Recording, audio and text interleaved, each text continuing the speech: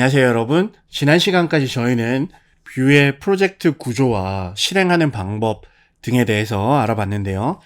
자, 이번 시간에는 뷰나 리액트 같은 프레임워크들이 사실 어떤 뒤에서 돌아가는 프로그램들과 반드시 필요한 라이브러리들, 이런 것들이 어떤 식으로 동작을 하는지, 그런 것들에 대해서 한번 알아보도록 하겠습니다. 사실 오늘 알려드릴 내용은 지금 단계에서 여러분들께서 이해하실 필요는 없는 내용이라고 할 수 있어요. 뷰나 리액트 같은 프레임워크들의 뒷배경에서 어떤 프로그램들이 어떤 식으로 실행되고 어떠한 원리로 프로젝트가 생성이 되고 구현이 되는지, 그런 것들을 한 번쯤은 살펴보는 게 아주 큰 공부가 될 것이라고 생각을 하고요. 내용을 다 이해는 하지 못하더라도 이런 것이 있구나 라는 것을 경험해 보는 것이 나중을 생각했을 때 큰 도움이 될 수 있을 거라고 생각을 했습니다. 자, 그래서 오늘 강좌를 준비를 했고요. 웹팩과 같은 번들러들이 어떤 식으로 동작하는지 알려드릴 수 있도록 할게요. 지난 시간에 제가 뷰는 개발을 하고 나서 빌드를 하게 되면 저희가 실제 서비스에 사용할 수 있는 코드로 번들링이 된다고 말씀을 드렸었는데요. 자, 일단 웹팩이라는 것을 구글에서 검색을 하시면 웹팩 사이트가 나오는데, 여기에 들어와 보시면 Bundle Your Asset 이라고 내용이 나와 있어요. JS 파일, CJS, SASS, 그리고 PNG, JPG 같은 이런 파일들을 이런 식으로 간략하게 번들링, 압축하고 요약해서 번들링을 시켜주는 그런 도구라고 생각을 하시면 되겠습니다.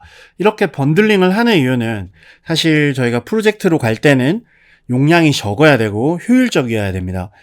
리액트나 뷰 같은 프론트엔드 프레임워크에서 필수적인 라이브러리라고 할 수가 있겠습니다.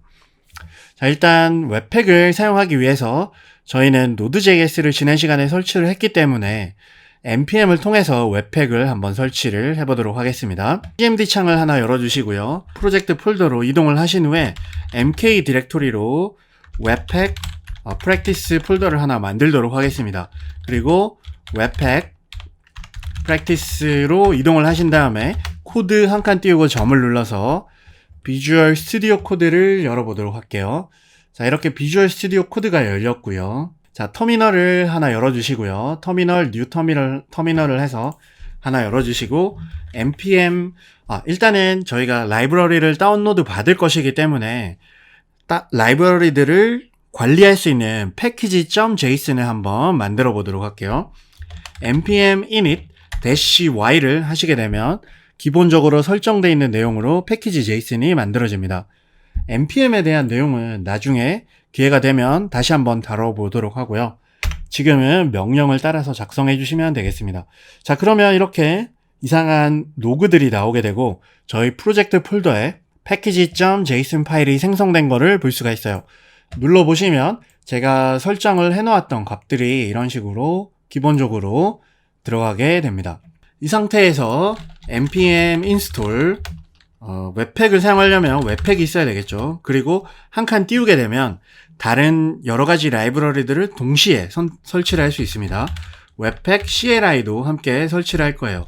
그리고 잘 안 보이실 것 같아서, 자, 그리고 플래그를 줄 건데요. save dev 라는 명령을 줘서 개발할 때만 필요한 라이브러리다 라는 것을 알려주도록 하겠습니다. save dev를 사용하기 길다고 생각되시는 분은 대시 대문자 D를 하게 되면 똑같은 역할을 하게 돼요. 자, 지금은 save dev로 해보도록 하겠습니다. 자, 설치를 진행을 하고요.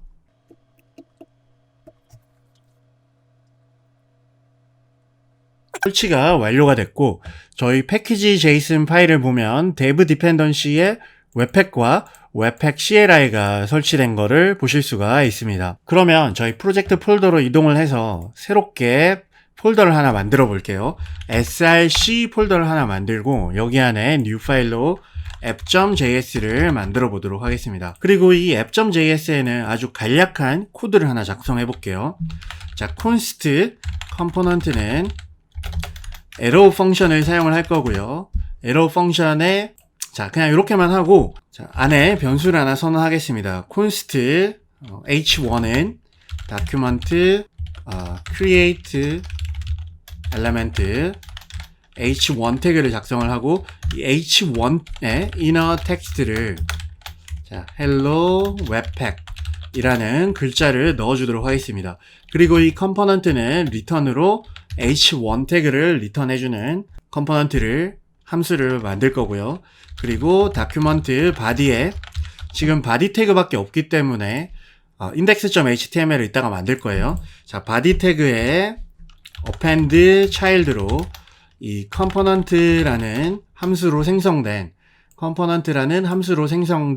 h1을 append 시키는 그런 코드를 작성을 해보겠습니다. 이 코드를 이제 번들링을 시킬 건데 번들링을 시키기 위해서는 저희가 웹팩을 다운로드 받았지만 기본 세팅값, 설정값을 해줘야 될 필요가 있어요. 웹팩 사이트로 이동해 보시면 하단에 이렇게 웹팩 config JS를 설정하는 코드가 나와 있습니다.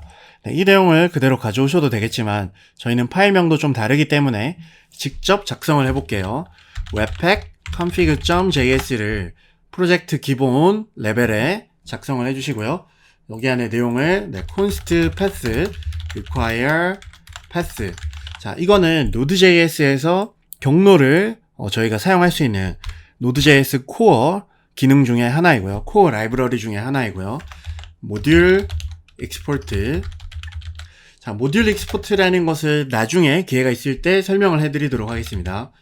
자, 모드는 일단은 프로덕션 모드로 한번 해볼게요. 모드에는 프로덕션, 디벨롭먼트, 그리고 논 이렇게 있는데 개발용인지 뭐 배포용인지 이런 걸 구분하는 거고요. 엔트리라는 프로퍼티 안에 저희가 번들링을 할 대상의 파일을 알려주시면 돼요. 바로 src 폴더 안에 들어있는 app.js가 될 것이고요. 아웃풋은 저희가 번들링이 되어서 나오게 될 위치와 파일명을 지정해 줄 수가 있습니다. 바로 파일 네임은 bundle.js로 할 거고요.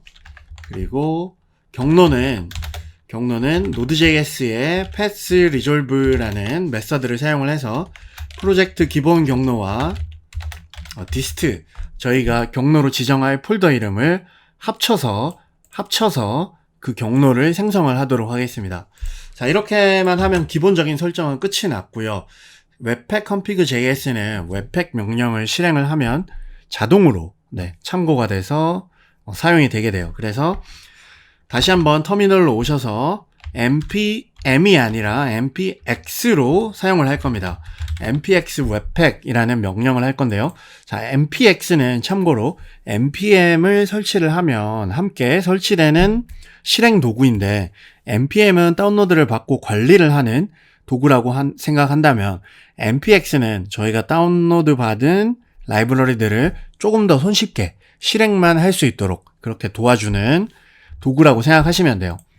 자, npx 웹팩을 명령을 실행을 하면 이렇게 번들링이 됐다라는 메시지가 보이시죠?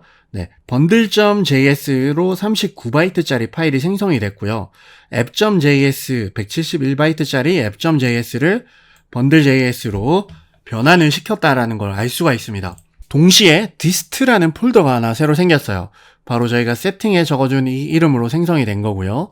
열어보시면 bundle.js가 생성이 돼 있고 저희가 작성한 이 코드가 딱 필요한 만큼만 이런 식으로 생성이 돼 있는 거를 볼 수가 있습니다. 자, 여기에 제가 함수에 s를 적어주지 않았네요. 자, s를 함께 다시 적어서 다시 한번 npx 웹팩을 통해 번들을 해보도록 하겠습니다. 자, 번들을 했고 다시 한번 bundle.js로 와보시면 이런 식으로 저희가 작성한 화살표 코드가 이렇게 한 줄로 쭉 압축된 형태로 minified 된 형태로 변환이 된 거를 볼 수가 있어요. 사실 그렇게 크게 모양이 바뀌지 않았는데 저희가 번들링을 할 때 9버전 코드로도 변환이 가능하다고 말씀을 드렸었습니다. 지난 시간 프로젝트 구조를 설명을 해드릴 때 바벨이라는 것에 대해서 간략하게 안내를 드렸었는데요. 너무 어렵게 생각하지 마시고 그냥 이런 것이다 라는 거를 보는 용도로만 사용을 해보면 좋을 것 같습니다. 자, 바벨을 사용하기 위해서 npm install 바벨 로더와 바벨 코어 그리고 바벨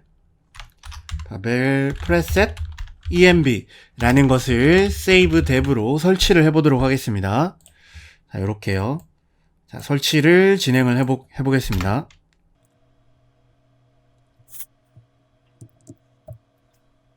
바벨 설치가 완료가 됐고요. 패키지 제이슨을 보시면 바벨이 라이브러리로 설치가 된 거를 보실 수가 있어요. 자, 바벨을 사용하기 위해서 바벨도 config 파일을 만들 거고요. 바벨 config.js 파일을 하나 만들도록 하겠습니다. 마찬가지로 module export라는 명령으로 기본적인 내용을 제공해 줄 거고요. 화살표 함수를 작성을 할 겁니다. API에 요거 API는 굳이 그냥 작성하도록 할게요. 자, cache true. 자, const preset이라는 것은 이 바벨이 9버전 코드로 변환을 할 때 어떠한 세팅 값을 참고할 것인지를 알려주는 내용이라고 생각하시면 되고요. 네, 바벨 preset env를 참고를 하면 될 것 같습니다. 이 상태에서 마지막으로 저희가 선언한 내용을 리턴을 해주시면 되겠습니다. 자, 이렇게 해서 이제 바벨 config.js가 완료가 됐고요. pack.config.js로 이동을 하셔가지고 바벨에 대한 설정을 해줄 필요가 있을 것 같아요. 자, 바벨을 사용을 할 때 모듈이기 때문에 자, 모듈은 오브젝트 형태로 작성을 하고요. 룰스라는 프로퍼티를 배열로 다양한 규칙들을 지정을 해줄 수가 있습니다. 자, 그 중에서 바벨에 대한 규칙을 한번 작성을 해볼게요. 자, 테스트는 JS 파일로 끝나는 파일이 있는 경우에는 use 이거를 사용을 해라. 어떤 걸 사용할 거냐면 바로 바벨 로더를 사용을 해라 라고 명령을 해줄 거고요. 바벨 로더를 사용을 하되 exclude node modules에 있는 JS 파일은 제외를 시키고 라는 명령으로 지정을 해보도록 하겠습니다. 하면 이 JS 파일을 번들링 하면서 바벨 로더를 통해서 바벨이 적용된 채로 번들링이 될 거예요. 네, 이제 npx 웹팩을 통해서 다시 한번 명령을 실행해 보도록 하겠습니다. 그러면 웹팩이 완료가 됐고요. bundle.js로 와보시면 이런 바와 같은 키워드가 const가 아니라 바로 변경된 것을 보실 수가 있고요. app.js로 다시 오셔서 간단하게 파일을 익스포트 하는 방법도 한번 알아보도록 하겠습니다. 자, src 폴더에 새롭게 파일로 monkey.js를 하나 만들어 주시고요. monkey.js는 바로 모듈 익스포트를 통해서 다른 JS 파일에서 해당 코드를 가져가서 쓸 수 있도록 그렇게 만들어 보도록 하겠습니다. 이름은 monkey이고, 그리고 푸드, 음식은 바나나나 애플 같은 거를 좋아한다 라고 이렇게 작성을 해보도록 하겠습니다.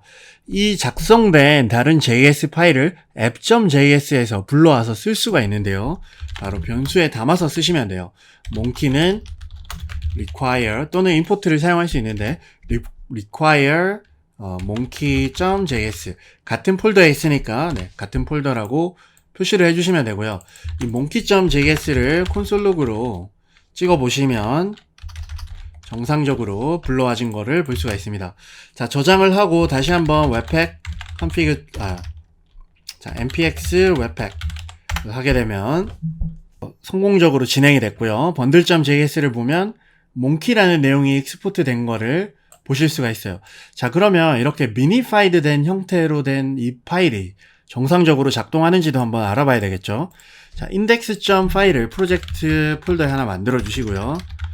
그리고 기본 보일러플레이트를 작성하겠습니다. 그리고 하단에 스크립트로 src는 바로 dist 폴더 안에 들어있는 bundle.js를 해볼게요.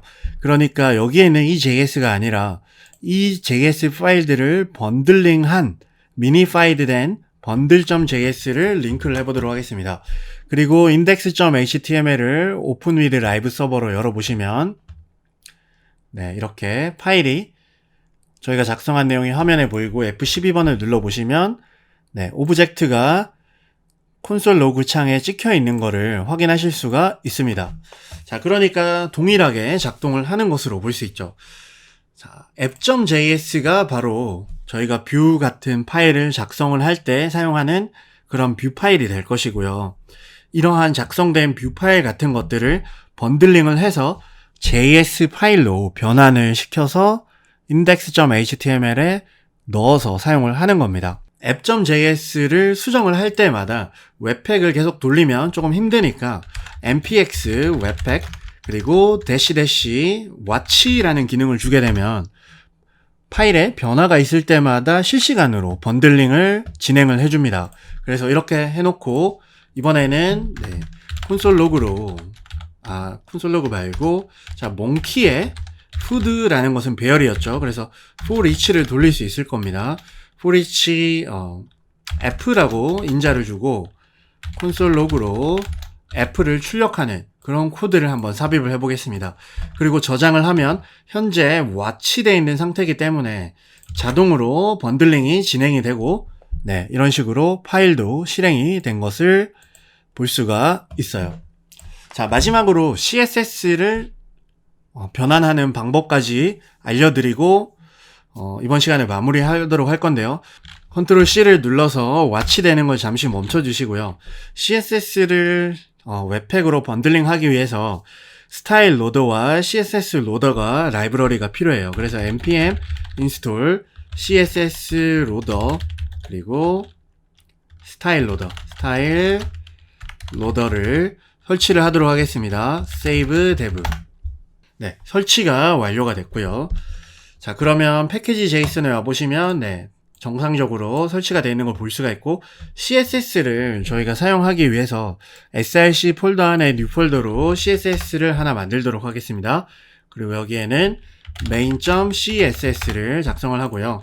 스타일은 그냥 h1 태그의 컬러를 레드로 바꾸도록 하겠습니다. 아니, 색깔은 흰색, 백그라운드를 레드로 바꿔보도록 하겠습니다.